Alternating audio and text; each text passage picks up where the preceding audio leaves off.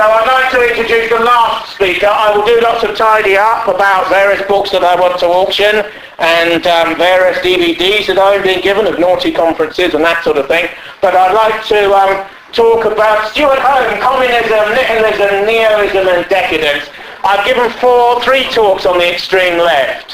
One was called Marxism and the Frankfurt School and the New Left. Another was called The Totalitarian Politics of 1984, and another one was about the concept of brainwashing and the use by the North Koreans and the Chinese of behaviourist techniques, particularly on prisoners in the Korean War, a totally forgotten struggle now, and a novel by an Italian-American called Pellini that was based on those events.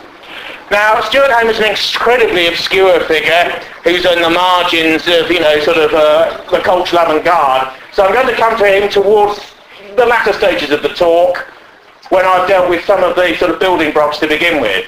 Most conservatives with a small c look around Western European countries like Britain today and wonder why they're living in a mildly but evidently left-wing society.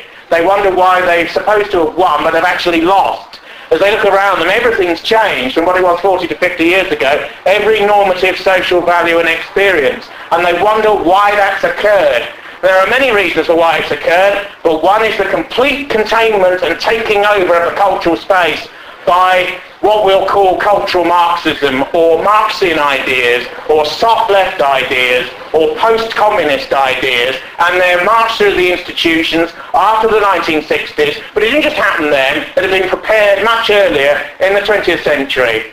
Marxism's a doctrine before Lenin added the conspiratorial element of a vanguard party that seizes power with its paramilitary wing in a declining state. Marxism is a doctrine that originates from the middle of the 19th century and has a reputation of idealistic and utopian socialisms, some religious and some secular, that preceded it. Marx believed he had a science of history, that the thing was prior and determined, that history could be read like a runic pattern or like the pattern of a Persian carpet, and he was the master of the dialectic that would determine humanity's future. We now know that the sort of nightmarish regimes that were created across the planet in the 20th century on the basis of some or all of his ideas failed, and most of them have been destroyed. But their legacy is still here. Claire Short's got a bit of a witness at the moment in the liberal press because of her appearance at the Chilcot inquiry. She said something very interesting when the Soviet Union collapsed. She said, communism is over, but Marxism is not. And that's a very prescient remark, because what's happened in the Western world is that the idea that everything is economically predetermined in Marxian theory, that everything has a social dynamic which is structured and physical at the basis of economic life and that is materialistic, has been changed, and was changed at the beginning of the 20th century by an Italian communist theorist in prison called Gramsci. He had the idea that the superstructure and the base, that which was beneath and economic and material, that which was above and philosophical and cultural, can be disjoined, they can be separated and teased apart. That's actually a heresy in classical Marxism, but it enabled an enormous vista of struggle to be opened up right across academic, artistic and intellectual and media-related life, right across the West. Part of the left disengaged from the politics of vanguardism and engaged in what is now largely called cultural struggle. One of the great weaknesses of all forms of conservatism, whether gaullism in France or republicanism in the United States or Christian democracy in Germany and Italy and elsewhere, is their refusal to fight cultural struggle, their refusal to believe that their enemies were in deadly earnest. In the 1960s, persons who were regarded as reactionary, quote-unquote, particularly in the academy, used to laugh at a lot of what was occurring. It was almost a joke. I'm sure most people are aware of that satire called Porterhouse Blue, by Tom Sharp, which is based upon Peterhouse College, Cambridge, of all these reactionary and ultra-dons, people like Maurice Cowling, people like Roger Scruton, who were associated with that college. They're metaphysical or deep blue conservatives, illiberal conservatives, people who are right on the edge of the conservative range of opinion before the far right begins, as far as you can go within the mainstream, basically. Now, those individuals, and Cowling, who I knew once, he's dead now, they didn't give in, but in a way they didn't understand that in order to fight back against the tidal wave of leftist ideas throughout the 20s, 30s, 40s, 50s, 60s and thereafter, you had to go further out ideologically. Even if you weren't prepared to make organisational commitments, even in the terms of fellow travelling, you had to use far-right ideas, even if you didn't call them that, to fight against the left in its militancy. And basically conservative academics from Michael Oakeshott onwards refused to do so, absolutely refused to do so. And in doing so, they basically put the noose around their own neck in relation to the forces that were coming. Because their enemies were in deadly earnest. They wanted to transform the mindset of Western societies, and the way that they configured to do that wasn't through vanguard parties, although they supported them, wasn't through doctrines of social revolution, although they may have residually supported that, but was by changing the grammar that people used to think with at the advanced level.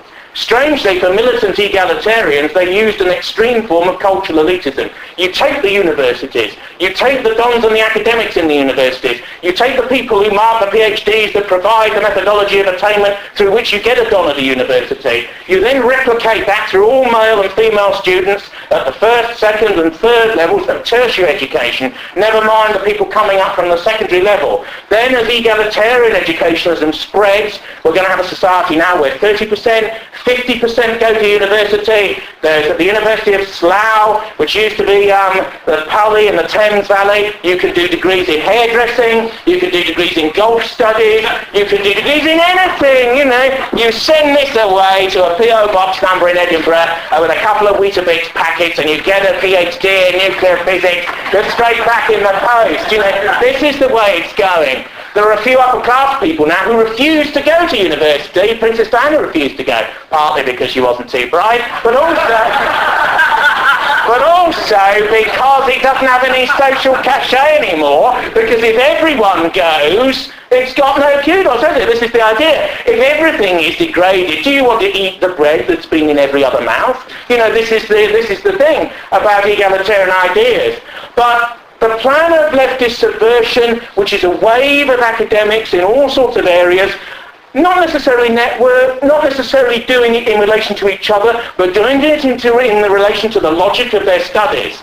And they do it in discourse after discourse. They do it in economic theory, which before Keynes was classical liberal methodology. Arthur Marshall, say, being the last of that particular school, revived by Hayek and Friedman in the middle of the 20th century as a dissident current that would then come back. Keynes comes first, and Marxist economists like Joan Robinson, Professor Joan Robinson at Cambridge, comes later. Then you go to anthropology. Anthropology, the first great textbook of anthropology is Gobineau's book on the essay on the inequality of the human races. This begins anthropology as a subject. This is a quote-unquote racist text. Anthropology is a science or semi-science that always has to deny its first text, because its first text is now so offensive in relation to all of the discourses that have come after. From the early part of the 20th century, you get the growing up of various discourses which are called social or socialized anthropology. The idea that race has nothing to do with anthropology, when race is the periodic table of anthropology and is the taxonomy of the human within that particular academic discipline.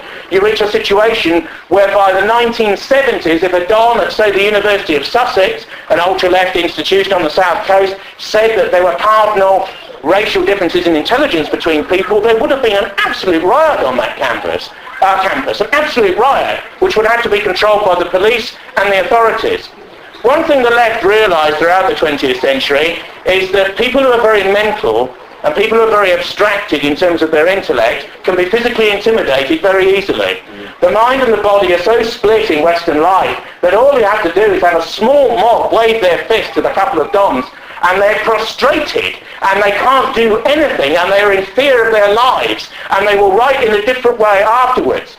Trotsky said in a pamphlet called The Necessity of Red Terror, which was published in 1917, that you shoot 1,000 to intimidate 1,000,000. But all you need to do in many universities is lob a brick through on Freshers' Day and people are frightened to discuss, to write about and to theorise about whole sets of ideas.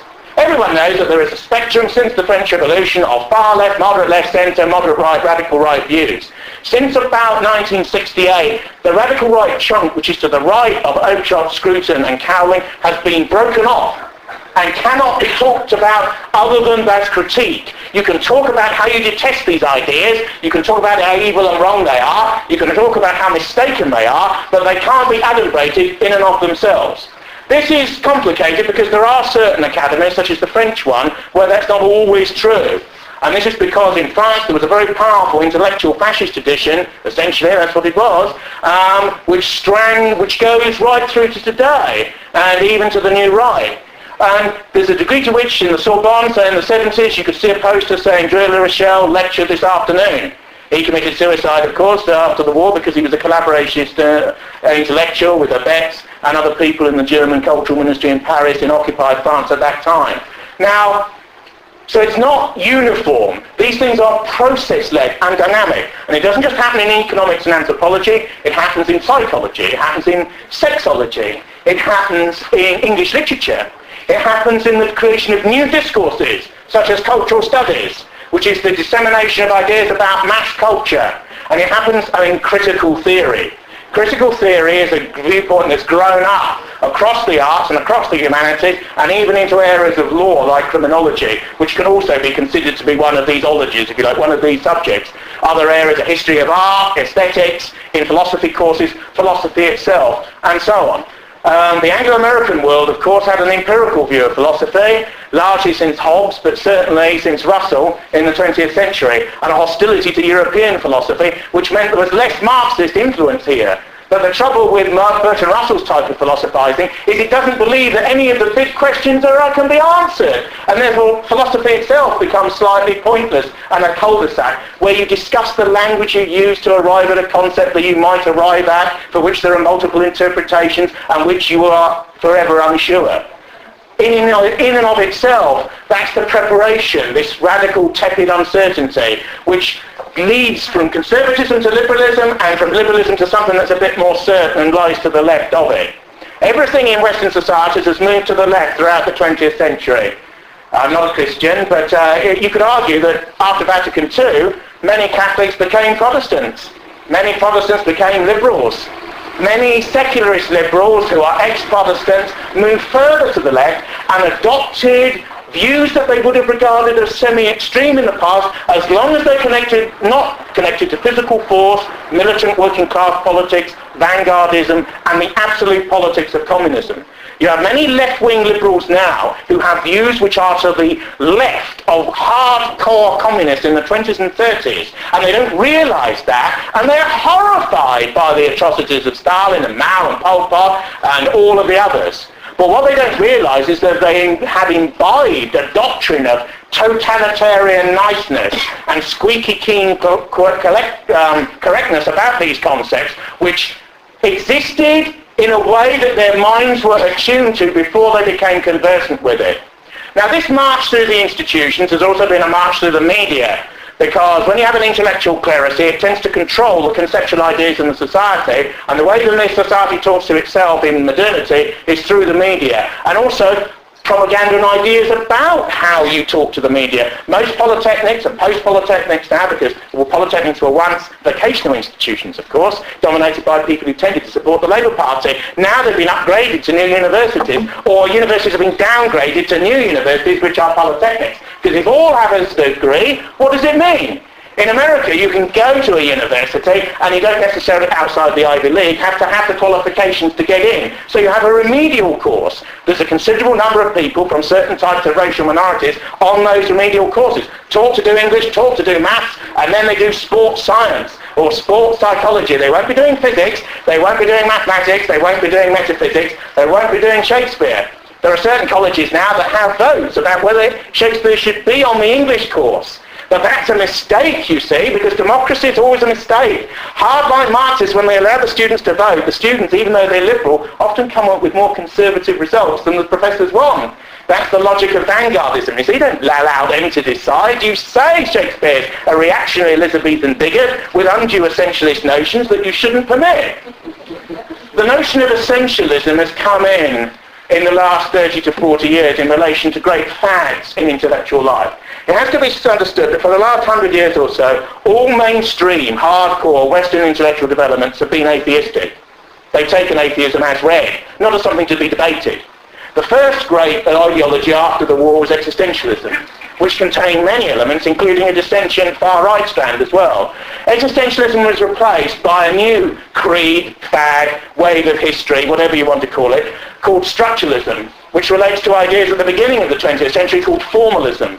Then people got bored with structuralism. Structuralism was around at the time of the student revolts in the late 1960s. Not totally a left-wing idea, but in a way bent towards the left by certain ideas. If the revolutionary left on campus couldn't take an idea as read, they would turn it around. Hegel was not a left-wing thinker, but left-wing Hegelianism emerged. And Marx was a part, with Engels, of a group of left Hegelians. They used to meet in a beer cellar prior to the German Revolution of 1848 to discuss left theory. Similarly, structuralism, left structuralism begins to emerge, particularly with Levi-Strauss in anthropology and with Saussure in linguistics.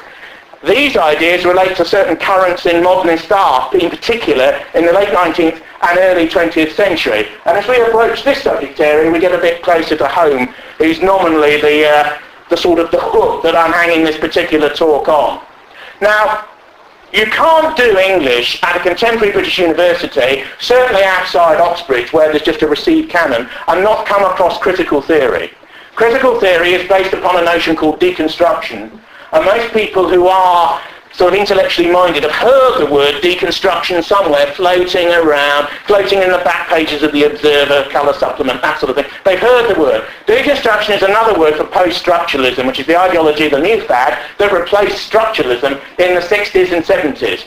It's most so closely associated with a thinker called Jacques Derrida, who wrote a number of books basically saying that history doesn't exist, that biology doesn't exist, that the writer of a text does not exist. There is only the text. There is only the grammar of the text. A painting can be a text, a poster can be a text, a film can be a text. Only the text, nothing but the text. It's the view that essentialism leads to the gates of Auschwitz, which is repeated again and again as a mantra within these particular courses.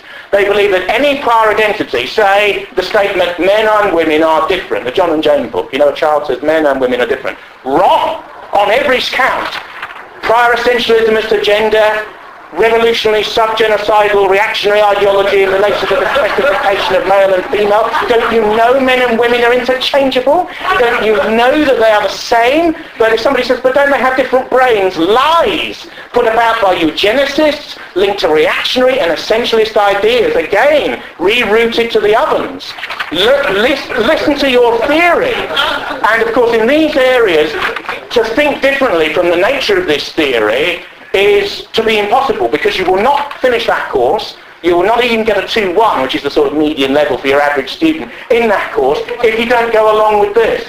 And some of this thinking relates to Western ideas that are very far back.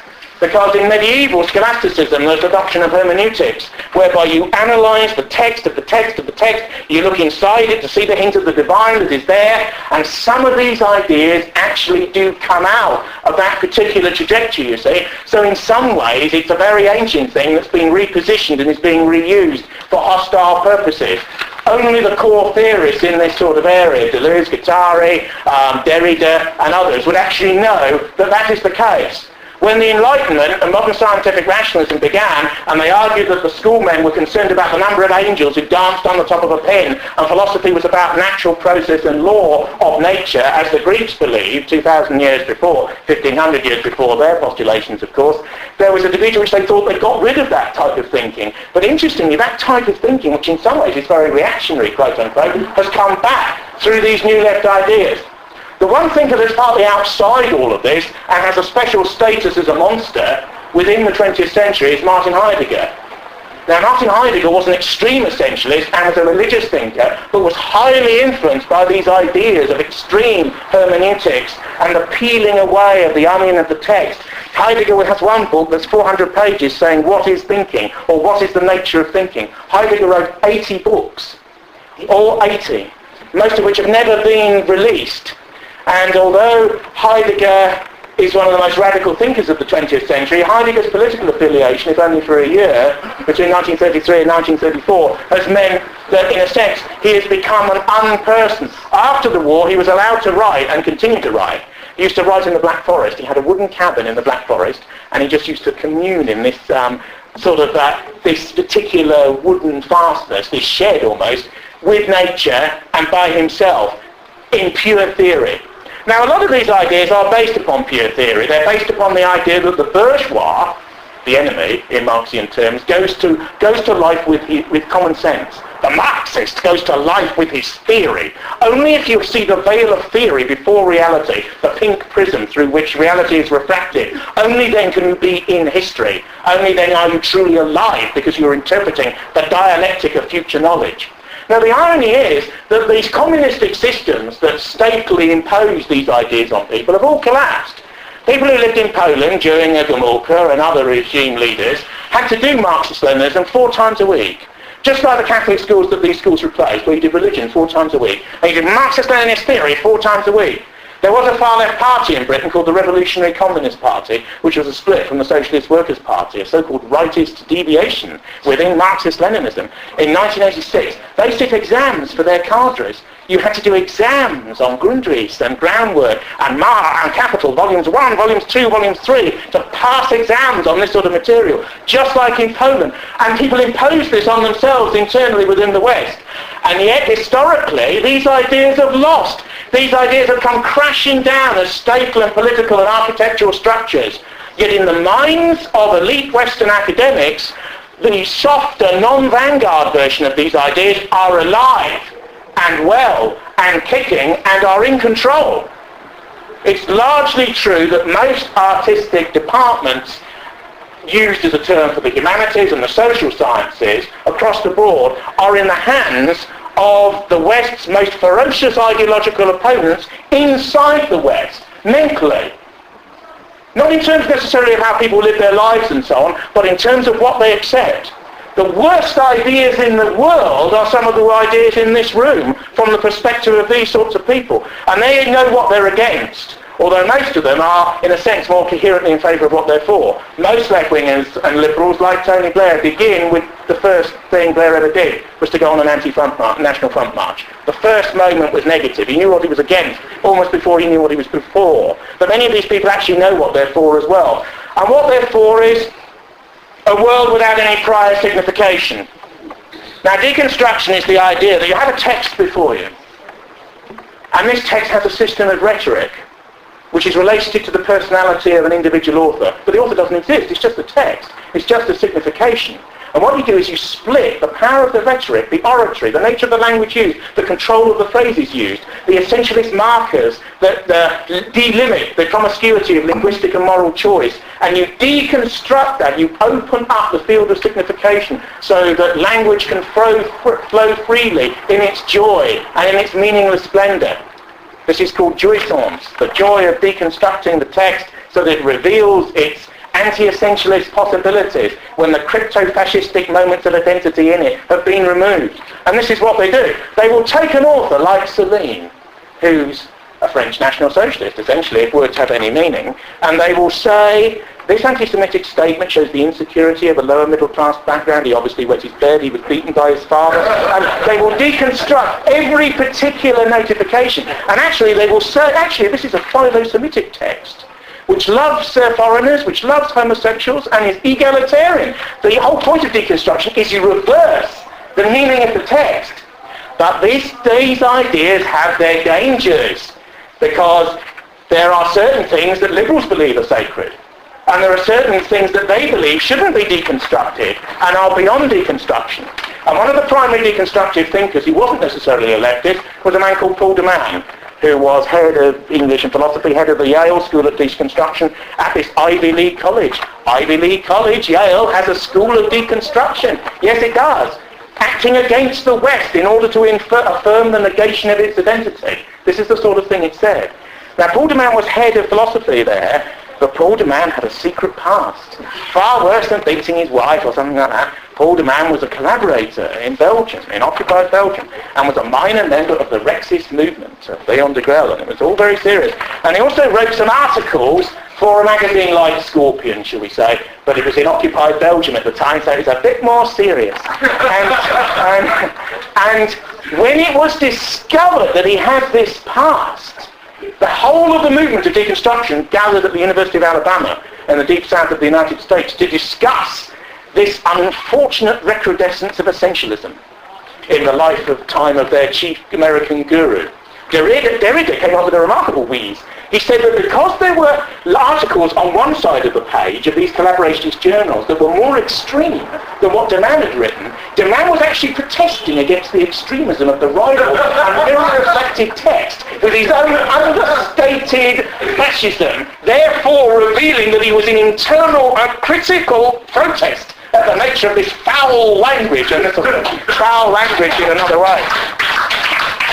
Interestingly, deconstruction and post-structuralism have never survived this particular revelation. And it's not fallen off the cliff, but it's much less fashionable now than it was. It's also begun to be attacked by certain hard leftists who are more materialistic, more pro-science and so on, and who don't agree with this type of what they consider to be empty and rather vacuous theorising. So there's been a certain revisionism. Not all of these ideas have it their own way. There are often outriders who are dissentient. There are often critics within the system as well as without who are progressive. You can only criticise progress if you are yourself a progressive. You know, this is part of the deal.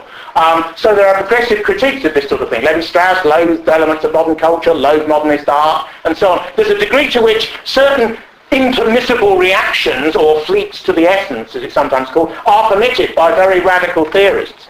There's also certain of the revisionists, like Sion, for example, who've played with post-structuralist ideas, which makes them very dangerous. As soon as I heard about post-structuralism in the 1980s, I knew that certain revisionist types would make use of some of these methodological tricks, because it's inevitable. You can apply deconstruction to deconstruction. You can get Celine's text, you can get the deconstructive answer to the text, and then you can deconstruct the deconstructive answer to the text, and you end with Celine again. So you think, what's the point of doing all that? And the point of doing all that was to question the affirmations of Western society. That's what the point of all that is. And the people who flood into the humanist disciplines, in sociology, in fine art, and elsewhere, if you say, well, you know, Caravaggio is a homosexual, people say, oh, well, you know, dangerous assumptions there, you know, a bit too essentialist, and are you reading the Arthur of the artist who was the text too much into his own work, and so on. And it creates a sort of fog of uncertainty. It creates an area of the absence of affirmation, the absence of pride, certain of the absence of the justification of hierarchy, which it's all about. Ken Livingstone's a populist, libertarian, left-wing politician. When he was asked about political correctness and banning children, black children in South London, from saying nursery rhymes like bar, bar, black sheep and so on, he said that's evening standard garbage. He said political correctness is an attempt to change people's minds and language. It is concentrated on two egalitarian premises: absolute moral equality in questions of race and gender.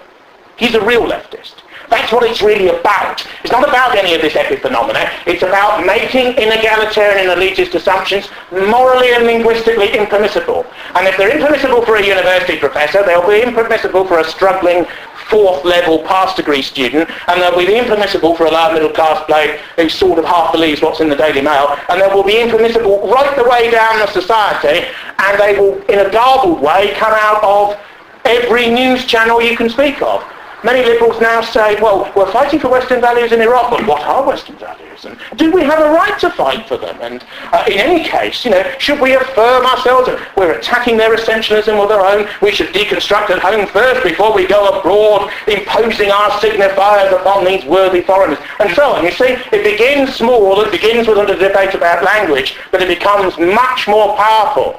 And in the intellectual ideologies that operate outside the sciences now, these ideas are de rigueur. To be actually against them is to morally shock. Far more than, you know, transgressive postmodern art in relation to the Turner Prize and that sort of thing. Now, things like the Turner Prize bring me to Stewart home. Now, the Turner Prize is attacked by home, but from the left. You can only criticise left from left. He's to the left of the Turner Prize. The sort of art that's exhibited in the Turner Prize, which is a sort of stitch up by various dealers, particularly in the 1990s in relation to a particular school or postmodern artist who came out of Goldsmiths College of Art in the late 80s, early 90s, and Hearst and Emin and Turk were the most prominent of the three. They were bigged up with a lot of big money, and people wanted to make male money as a result of it. However, it's based on an ideology called anti-objectivist art, which comes from the 1960s and was largely part of the hippie movement. John Lennon was involved extensively in anti-objectivist art. Do you remember getting into a bag for peace? This is where a naked John Lennon, covered with hair, would get into a bag, and Yoko Ono would draw, who was a member of a group called Fluxus, would draw the zip on the bag, and Lenin would stay there for a day, because the idea was that if we were all naked and in bags, and covered with hair, we wouldn't fight. And there would be no more war, and there would be a realm of peace on this earth for us all to enjoy. You know, another Fluxus fad that Yoko was very keen on was the revelation of the buttocks. They would sit there naked before the NBC and CBS and ABC and the BBC and all the big channels of that era, revealing their naked buttocks, because of course you won't fight if you reveal yourself in that way. And the point was to avoid struggle by not fighting. These ideas had little currency and didn't last too long. But anti-objectivist art begins there, and somebody like Stewart Home begins his particular intellectual career at this time. Home's an anarchist, essentially, or a libertarian communist, or an anarcho-communist. His one claim to fame is writing a book. He's written many books, but his one real claim to fame is a book called The Assault on Culture. The Assault on Culture. From Lettrism to Class War, it's called. And he deals with a miscellany of extreme left avant-garde groups that come out of the major modernist tendencies as they end. Modernism is a very complicated area. It goes back to the middle of the 19th century. It's a reaction in part against photography. It's a desire to go inside the mind and fantasize. Was despised for much of the late 19th century, early part of the 20th century, then became the major aesthetic discourse of liberal humanism. There's a complication there, because both fascism and communism flirted with modernism. Most of them then turned against it, although the Portuguese, Spanish and Italian far-right regimes made use of moderate modernist tendencies. Modernism's always had a devilish side from the perspective of left humanism, because a lot of the early modernists were fascists, were anti-humanists, and were radical rightists, like Ezra Pound, like Wyndham Lewis, like Marinetti, like Gordie-Beska, like Celine, and so on, like Marinetti. That's because there was an anti-democratic element to it, because of course modernism was a bohemian attack upon the sensibility of the majority. It loathes what ordinary people think about art, so it will destroy what they want and impose what intellectuals want. And it's a sort of vanguard hostility to the boring majority, you know, bomb the suburbs. That's the sort of view of modernism. But that can tend to the right as well as the left in strange moments, because national cultures were still alive to the degree that there could be national modernisms. Expressionism was a largely Germanic form, Futurism was an Italian form, Surrealism was a French form. Surrealism was the only major modernist movement that linked formally with communism through the radical state socialist ideas of its founder, André Breton. Basically, Surrealism died with him. But as it died, all sorts of shards came out of it, one of which was called situationism. Situationism was a minor ideological current that's achieved quite a bit of currency, particularly on the far left, because a lot of the students in 1968 mouthed situationist slogans. The media was convulsed to find that when, on the one hand, there were these hippies sort of throwing bricks at members of the CRS, a very tough central riot police in Paris and the other big cities. But they would paint these slogans on walls saying, "Seize the imagination," or "Release the factories," or "I want to play with myself," or something like that. You know, strong, powerful, philosophical stuff like this that they would spray paint on these walls. And most of these were situationist slogans taken from a book called Society of the Spectacle, written by Guy Debord in the late 1960s. Debord later committed suicide in dubious circumstances. There was another intellectual associated with this tendency called Raoul van Ergen, who wrote the Book of Pleasures and the Revolution of Everyday Life. Now, these books had a lot of impact in revolutionary artistic scenes. It's very interesting to notice this combination of far-left art, anti-social practice, misanthropy, and extreme amounts of money, and their ability to attract each other in disassociative ways. Anti-objectivist art began as a hostility to the art market. It began by producing artworks that no one would want to buy. That was the whole point. You were rebelling against the market. They used to have marches on Sotheby's saying, "Death to Sotheby's, death to Sotheby's." Now they're all sold in Sotheby's for enormous amounts of money. The most classic example of this was an Italian conceptual artist in the 1970s called Manzoni. And Manzoni used to sell blocks of his own ordure. He used to sell blocks of his own ordure in gold-tinted, beautifully framed sort of 18th century gold leaf tins. And Italian-American heiresses used to buy this for $7,000, $7,000 a tin, you know, to say at their kinky and trendy party that I bought one, you know. And that, in a sense, it was, because artists always loathe the dealers. They always loathe the middlemen. a third of whom have always been of a certain ethnicity. Always. Third of art dealers are Jews, third of art dealers are homosexuals. Not always an overlapping category. And but artists loathe the middlemen. And there's a desire to revenge yourself on the middlemen by producing work that can't be sold, that's impossibilist, if you like. But the market can sell anything. You can sell debt as an asset from which you can make more money. So why not sell cars that are bolted together? There's a famous case of one artist who was neo-conceptual and was an action artist who tried to sell his dead body after he committed suicide. There's a man called Schwarzkobler, who's Austrian, and he wound himself in mummification and either did commit suicide or feigned to commit suicide. I hope not to ruin anyone's appetite by some of this, but it's all true. It's all true, I assure you of this. There's several other ones who left bits of their bodies, including arms and legs, in various galleries and so on. And this was photographed in the 1970s. This was action art, wasn't it? I mean, let's face it, there's something was going on here. Holmes bought the assault on culture has Schwarzkobler's pre-corpse mummified body on its front, so you know what you're getting. Now, the movements with which Holmes deals are situationism, of which he's a left-wing critic. In other words, he's a critic from the left, within the left. He's a critic of, there's lecturism, which is another idea that relates to certain formalist and linguistic ideas. There's a movement for the imagist Bauhaus, which is a splinter from Breton surrealism. There are also slightly dangerous movements, because Holmes has an equivocal element. Not in what he wants, but in what will happen. One of the dangers about the culture of the new and the culture of the future is that there can be different futures that left-wing people don't like. And there was a movement in the 1970s called mail art. And this woman would do these traditional biographical pictures, very traditional academic art, the sort of thing Orpen would have done at the turn of the 20th century and just in and around the Great War. And she would send them to people. She would send them to the Prime Minister. She would send them to the Pope. She would send them to the Chief Rabbi. And they were all pictures of Adolf Hitler. And they opened them and were appalled at this, you know, and it was quite a scandal. And she said, but I'm not a Nazi. She said, I'm just being transgressive. You know, I'm doing what is non-bourgeois.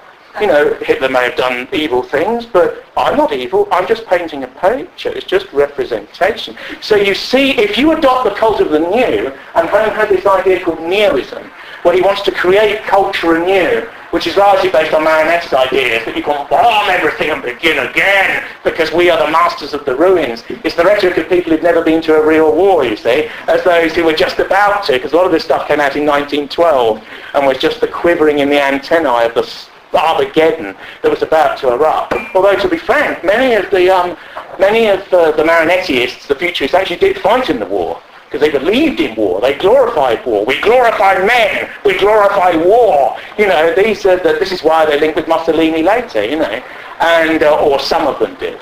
Now, Holmes' work is based upon the idea that you can go beyond the left and push even that which is left-wing further left. You see, he's in this odd position because the left never thinks it's won. Even when it's triumphant, even when many dons agree with some of their assumptions, they think it's not gone far enough. The revolution's been betrayed. You need to be pushed further. More radicalism, more self-criticism, more anti-essentialism. It's not enough. Turds in a box, not enough. You know, deconstructing classic opera, not enough. Turandot and other operas now, even in the West End, they often have a urinal on the stage. Urinal, what's that about? That's Duchamp's idea of the ready-made, you see. It's, this plate is art. Who are you to say it's not? I look at this work, I mediate it, I objectivise it as my view of life. The stained dregs of life in this coffee cup, life ending in doom. Didn't Beckett say they were born amidst they were born over a grave, there's a cry and then it's all over? You see art! So I want 2,000 for this now, who'll give it to me? And that's how that sort of thing starts. I heard of one bloke at English National Opera, and the critic said, slightly bemused, he said, what a toilet on the stage? And he said, well, we're acting against the piece. We put the thing on, but we try and destroy it as we put it on. It's deconstruction. And you know why these ideas have got a hold? Because they're bored. Because they're bored with Western culture. Since the Second World War, state funding of the arts has replaced bourgeois capitalist sort of money. It's replaced aristocratic patronage. And you can only do Shakespeare so many times. you know? And there's a great tiredness to these state institutions. And this tiredness often leads to sort of nihilism in a way. Why not just tear it all down? You know, this fuddy-duddy stuff that we endlessly have to replicate with the taxpayers' money, you know?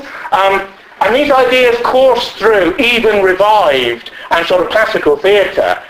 Racing Shakespeare is the favourite one. At the beginning of the 20th century, Othello was always played by a white man blacked up. Olivier very famously in the 50s and thereafter. Middle of the century, always played by a black actor.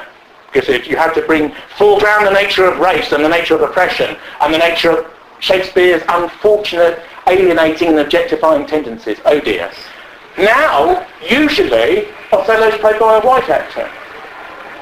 Because not to black up is to draw attention to the hideous racism of the piece, so that guilt should be infused in the audience for the crime of Western civilization. 9 million dead.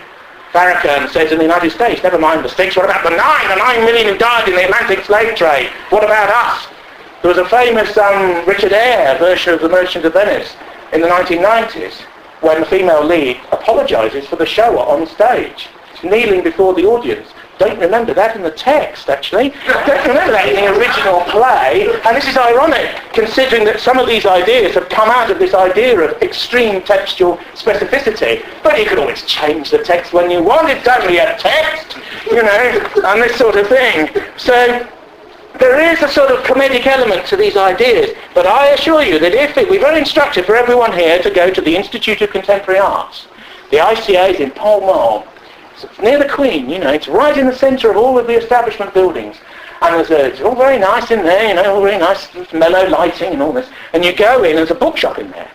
And that is very interesting, because that bookshop's like a cathedral bookshop to this type of culture. Virtually every idea, I mean, Holmes' books are all prominently displayed in that particular bookshop. All of these deconstructed, anti-identity, post-racial, non-class, non-gender specific, gender-neutral language sort of particularisms are all there, volume after volume after volume. Actually, Holmes did a book once that had sandpaper on the cover. So it would cut up all the books next to it, you see. Revenge on the book. And he'd also damage yourself when you touched it, you see. So he's attacking the reader. William S. Burroughs was once asked, what do you want to do with the reader? And he said, kill him. I want somebody to open the page and be so appalled that they virtually drop into it, you know? There was a famous moment with the 1984. Remember that? The BBC one, the one with Peter Cushing in the 1950s. There was a Mrs. Trellis of North Wales who allegedly did drop dead during the rat scene. Room 101. She was watching this on a state-subsidised channel on the BBC, art programmes on the BBC, and when O'Brien gets the rats out, you know, in the Chinese torture scene, you know, do it to Julia, you know, and that sort of thing, she just caved over, poor old Mrs. Trellis, and went straight over, and the MP was straight on the thing, he was in the Commons, saying it's disgraceful that the state broadcaster is killing its own constituents with art, you know. You couldn't make it up, could you really? But there is a degree to which the desire to attack the audience is very much part of this art. There's actually a form of art called auto-destructive art by Metzger, where the art actually blows up, or a tip of acid, a cube of acid will turn over on one of these sort of Meccano wheels, you know, one of those sort of armature things, and the tin tips up and pours acid down the front, and that sort of thing. So the art attacks you, you attack the art attacks itself. And then you buy what's left, even though what's left has been completely destroyed. These ideas actually entered into popular culture because a lot of rock bands and so on, they're made up of students who go to art colleges. And the Who used to destroy their instruments on stage. Pete Townsend, when he wasn't looking at dubious sites on the internet, was wrecking his guitar. And these guitars are expensive things, you know, he'd keep it plugged in. And he'd smash it on the ground and sparks would be going off. I think it's totally contrary to health and safety, personally, you know. But he'd smash the thing and it would blow up and blow across the thing, you know, and that sort of thing. And all the crowd would be chanting and this sort of thing. And this was based on the notion of auto-destructive art. But of course they were working class lads and there were dangerous moments of essentialism in the Who because they always had the Union flag behind them when they performed. Oh, the danger of those estates, you know, more deconstruction, that's what's required. Now, Home criticised the situations because there was laws in Hegelian theory and therefore allowed certain religious notions in from the outside. There was a communist called Jean Barrot who wrote a critique of situationism. He was a later supporter of Pol Pot, but he's not heard of too much these days. Certainly wasn't being heard of if he had been Cambodian, you know. Now, Home got into trouble a couple of years ago, and Larry O'Hara, who's a sort of libertarian, anti-right-wing critic, who's prepared to be at least reasonably factual up to a point, Larry O'Hara wrote an article called Stewart Home's Fascist Friends. Because if you advocate new areas of culture, total newness, you will attract in people who don't necessarily believe in equitable variables. And he attracted certain people, certainly Richard Lawson, who's well known for the National Party and Scorpion and Perspectives, and had a website called Flux Europa, and was a left European nationalist, I think it's fair to say. He also struck up a bit of a relationship with Bill Hopkins, an old friend of mine. And there's a film, 6 minutes of Stewart Home interviewing Bill Hopkins. It's on YouTube. Now, he's been heavily vilified for this because of an ideological detour into the concept of the new, he forgot progressive verities. And he's recovered, but you know, it's bad news to reach out to radicals before you know who they are. You can get into deep trouble doing that. And he has. Because people say, didn't he have some friends who were, that's what's remembered in this tagging era and Google your name sort of an age. Now, Home believes that everyone can create culture. Just as there are certain classical music concerts in the 1970s where the orchestra would make it up as they went along. Xenakis was another one. You would turn up and you wouldn't have a piece, you would deconstruct the music. Indeed, they would tear the music up before the performance and stamp on it. Stamp on it in a rage at the bourgeois class and that sort of thing. And then they would sort of make some music. Now, Home believes that everybody can do that. He calls it the universal proletarianization of culture. The universal proletarianization of culture. And he idolises these slightly rightist elements. He idolises these skinhead novels in the 1970s. Does anyone remember these novels by Richard Allen called Skinhead and Swayhead and She's My Bitch and all these sorts of novels that used to be read under the table in schools, you know, and were read in reformatory schools, seized in reformatory schools, you know, no reading in this borstal, you know, this sort of, and they were written by this old drunk on the South Coast called Richard Allen. And Home loves all this. And he's written several books called Red Londons and the one. He's also written books that are just swear words. The C word is the title, oh yes, and the S word and the F word. These are all in Smiths. They're all in Waterstones. And he's done it because he thinks, why not? And also, I'll push distribution to such a degree that are they going to go on Radio 4 and say, well, we have books with all sorts of swear words in them, but we won't allow them on the cover. You know, no, the Royal Chamberlain lives in memory. We will not allow it on the cover. And Holmes saying, why not? Why not? Are you some bourgeois snob, mate? You know, I'm pushing this in front of you. He's also a very extreme homosexual. You would have to have this. So his works are this sort of cartographic fantasy of proletarianised homosexual blokes rampaging around London. This is on sale in any Waterstones. Books called C and S and F and read. No, I've looked at the covers and I've read the theory, did we? But the theory is important in a way because at the end of the assault on culture, he endorses class war. Now, class war is a group that emerged in the early 1980s and it's led by an anarchist called Ian Bowden. And they do believe in Bakunin's ideas, total war upon the state. When Bakunin was asked, what is anarchy? He said, total revolution against God.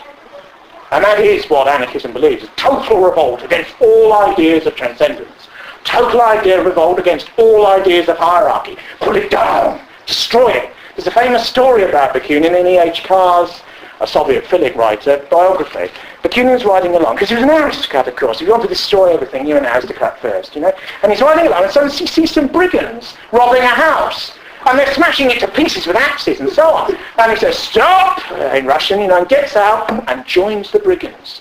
And starts destroying and running out with the paintings and butting them and leaping up and down on them and hurling bricks through the windows and all this.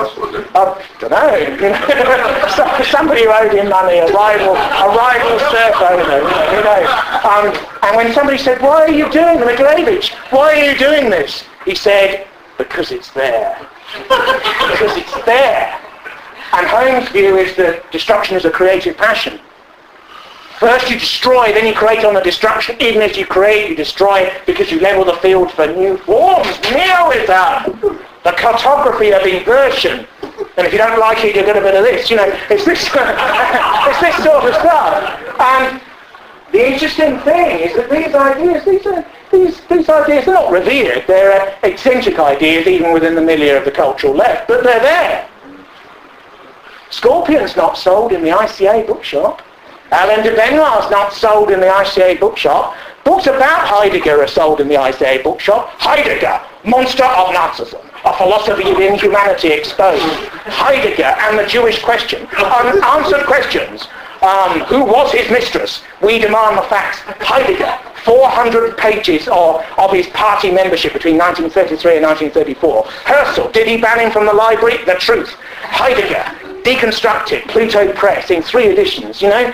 That's in the ICA library, but the authors of that which constitutes European identity are, for the most part, conspicuously absent from the ICA library. Class war, of course, has died many years ago, and Bowden's largely retired from active politics. He appeared on Jonathan Ross once, who I call Jonathan Dross. Jonathan Dross. And he appeared wearing a wig, screaming and ranting. But it was just treated as a freak show, you know, just something to laugh at, really. However, from our point of view, not altogether laughable, because a group called Antifa emerged from class war. Antifa would very much like to beat us all to death. I mean, they really would. And but they're very small and, you know, of little significance. The interesting thing is he was drawn to class war because they're situational. Because it's not going to succeed, is it? But you create a happening space. You create action art in society. You do. Remember the March on the Rich? Bash the rich. Remember the marches in Henry? Bash the rich, bash the rich. You know, and this sort of thing. Bored policemen, drongos and hippies and white Rastafarians, people with sort of purple Mohicans and this sort of thing, walking along, surrounded by the special patrol group, screaming execration at the bourgeois class and that sort of thing. It's all good fun, you know. And then they go back on the train up to Twyford or wherever it was, you know. And Bowden was there, you know, the hard men were there. There's a famous moment of anarchism in Chicago where all these very bourgeois people are eating in an extremely rich restaurant, and the anarchists unfurl a banner in front of them saying, "Behold, your future executioners." And all this. And they love this sort of sport as play, as action, as theory. Anarchism, unlike communism, has a theory, because of course anarchism's to the left of communism. Anarchism has a theory called direct action on the anger of the class. Which of course is terrorism, really. I mean, they don't call it that, but that's essentially what it is. And these sort of stunts, even that class war stunt, make the middle class afraid, you know. Tossing and turning in their beds in Henley, wondering if those Mohican yobs are coming for them. And those demos are very interesting. I once went on one of those demos and watched. And the hardcore anarchs, the hardcore activists stand at the back. And they throw forward the hippies and the drongos and the others. And they're the ones who are beaten by the special patrol group or whatever the riot squad's called now. And they're on the ground and they're covered in blood. And the policemen step on them and kick them. This was the 80s. I mean, I saw it with my own eyes. You know, it's not travesty of British behaviour. I saw it, you know. But the hardcore activists in leather jackets are at the back. And when one goes down, there's another there, you know. Because the masses are just fuel for anarchy. The point of these doctrines is that you open a space in the society where you can create new forms. Because when you open a space, anything can happen. You know? If you assassinate a politician, anything can happen. That's why they used to assassinate them all the time in the 19th century. So these sorts of ideas of rage and deconstruction and alienation, particularly impinging on all forms of identity, I've probably reached our high watermark, but the very fact that they can be canvassed, the very fact that they're in the ICA, they're in the ENO, they're in the theoretical book branch of the National Theatre, all state subsidised, there's tens and tens of millions of pounds are spent on these institutions every year through the art boards and so on. The fact that these ideas are in the Western Academy is a testament to the fact that communistic doctrines of radical destruction and deconstruction have taken over the mindset in the society. People who speak against them are well, they're nowhere to be seen, basically, because they're sort of terrified. They're partly waiting for the next fad, really, in the hope that some of this stuff will wash away. But the interesting thing is that they always know what they're against. Because Holmes is certainly aware of the new right. He used to edit a magazine called Smile, which was a nihilist communist magazine. That's what it said on the front. It's like, you go to Smith's, would you like to buy a nihilist communist magazine? Smile. And it would have, I don't know, it would have a picture about Lenin, it would have an article about Lenin, it would have an article about the Bono gang, then it would have a diseased genitals. Because it's to shock the bourgeois audience, so to express the hatred of the masses. And in that transgression you open up a moral space for more radicalism of the mind and of the spirit. It is psychologically subversive, and they know what they're doing. The shocked person says, oh, disgusting trash, and throws it away. They've actually had an effect on the effect of rejection before the next strike. There's a degree to which that sort of militancy, my view has always been that sort of militancy has to be stood up to. And you have to fight back. And you have to fight back as hard and as ruthlessly as they do. That's why they sort of are aware of us and fear us. And Stewart also has an interesting view of race, which is an original formulation. I've never heard it, even from a Trotskyist, and he's not a Trotskyist. He believes that race doesn't exist, but the masses believe it does. Now that's an interesting formulation, because if you think about it, you either have it as a foregrounded form of iterization, it's being, Dasein, being in being as Heidegger would call it. It's that which is there, it's biological, it's there, it's foundational, it's prior, it's elemental, it's essential. Or you don't believe that. Maoists and extreme communists believe that all humans are a white sheet of paper. Any sexuality, any ethnic specification, any culturalization, any level of intellect can be pre-programmed into you. As Maoist people would say, you can torture a man into progressive ideas to the degree that they're coming out of his ears. Do you remember what O'Brien says to Winston Smith in 1984? First we make you love Big Brother, then we kill you. Don't you remember, Winston, he says, you're just a cell in the body of the party. Do you die if you cut your fingernails? Do you remember that? And the great actors like Sir Richard Burton and so on played that part. Now, Holmes' idea is interesting in a way because they believe in false consciousness, don't they? He's basically saying race is the false consciousness of the masses, but if nothing is prior, then reality is in the consciousness of the masses. Therefore, if the masses think that race exists, it does exist, even in far left terms, because only that which is thought moment by moment in the struggle exists. So in a strange sort of way, he's ended up with a right-wing deviation within Marxist cultural logic. He's actually got back to a position he says he refutes, but it's an interesting one.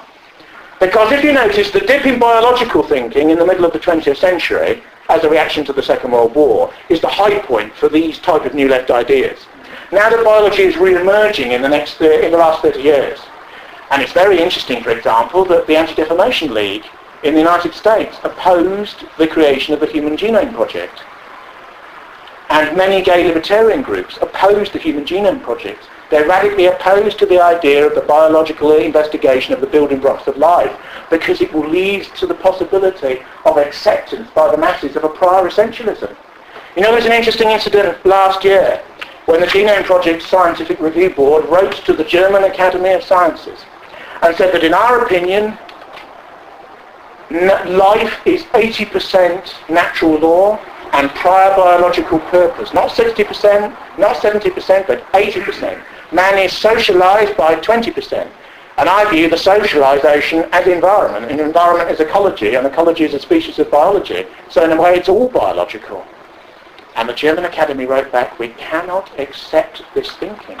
We cannot accept this thinking because we understand that your postulate is from good intentions, but it draws us perilously close to rejecting the methodology of the basic law upon which contemporary German governance, state, society, and academic learning is based. So the German government says that a particular scientific outcome is wrong, and as a citizen of the contemporary United German Republic, founded under occupation by Adenauer in 1948, you have to repudiate. It doesn't care what science says. We repudiate science. This is a revolutionary development, really, whereby the left, the organ of progress, is rejecting science. There's a concept on the new left of scientism. Scientism. Science is ugly, male, reactionary, authoritarian, phallocratic, all this sort of stuff. Strong streak of feminism in all of these discourses. The left has sort of given up on that. Many leftists are now debating about how they deal with biology.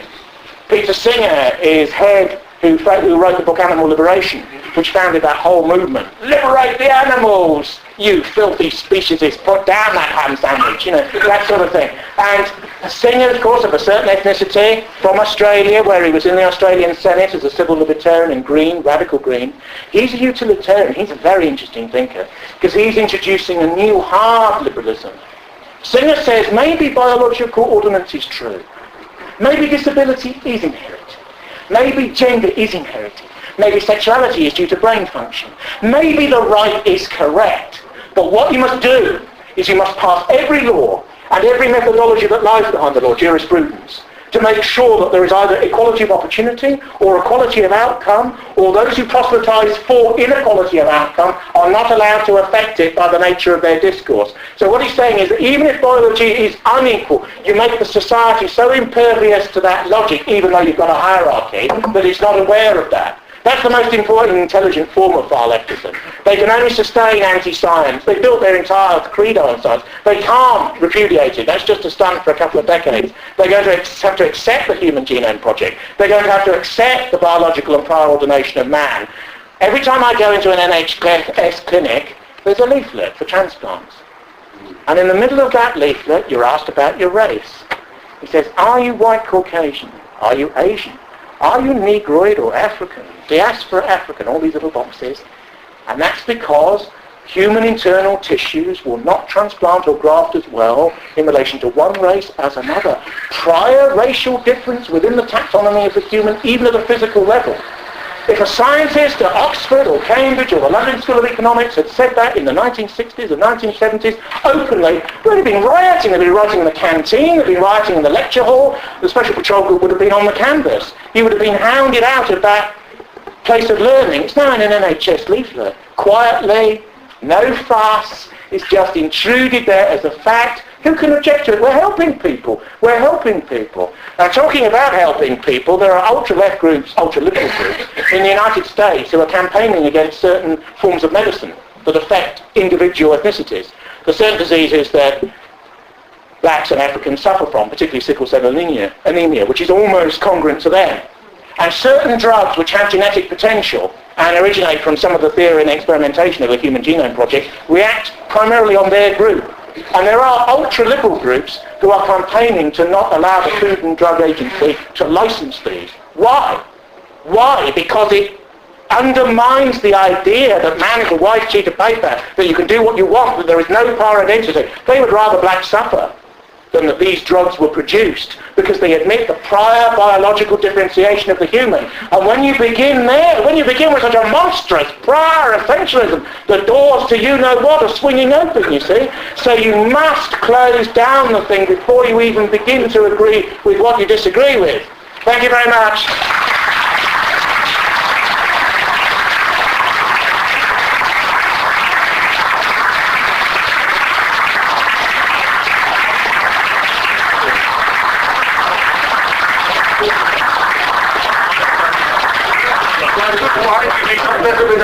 Right, can I just start? I'd like to sell a few things. I have here 1, 2, 3, 4, 5, 6, 5 DVDs, which